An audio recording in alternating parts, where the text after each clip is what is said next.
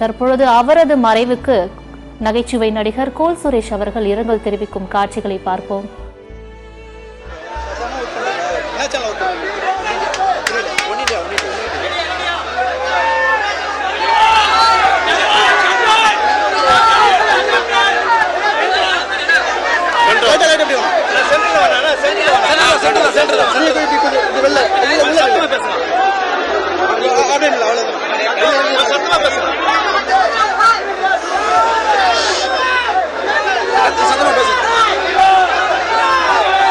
Captain அவர்களோட மறைவு கேட்டதும் எனக்கு மனசே தாளல.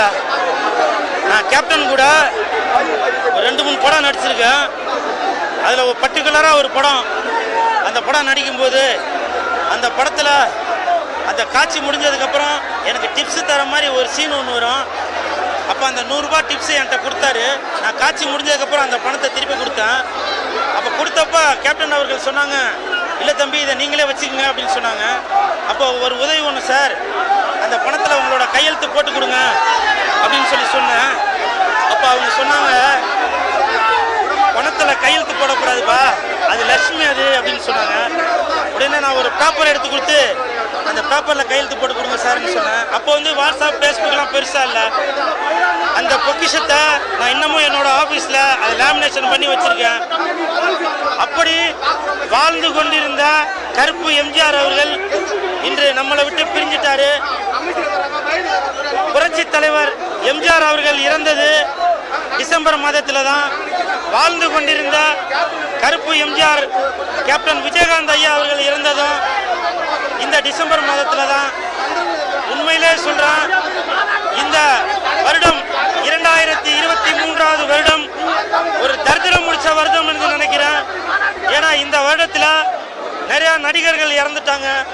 கேப்டன் ஐயா அவர்கள் நடிகரையும் தாண்டி ஒரு அரசியல் தலைவரையும் தாண்டி அவர் ஒரு மனிதாபியம் உள்ள ஒரு மனிதர். அவர் ஒரு ஆண் அன்னை தெரசா அவர்கள். அவருடைய மறைவு எனக்கு வந்து மனசை ரொம்ப பாதிச்சிருச்சு. நான் பிக் பாஸ் வந்ததுக்கு அப்புறம் இன்னைக்கு வந்து குலதெய்வம் கோயிலுக்கு போறதுக்காக தான் பிளான் இருந்துச்சு. ஆனா இந்த மாதிரி ஒரு துக்க செய்தி கேள்விப்பட்ட உடனே அந்த குலதெய்வத்தை விட இந்த தெய்வம் தான் எனக்கு பெருசாக தெரிந்தாரு.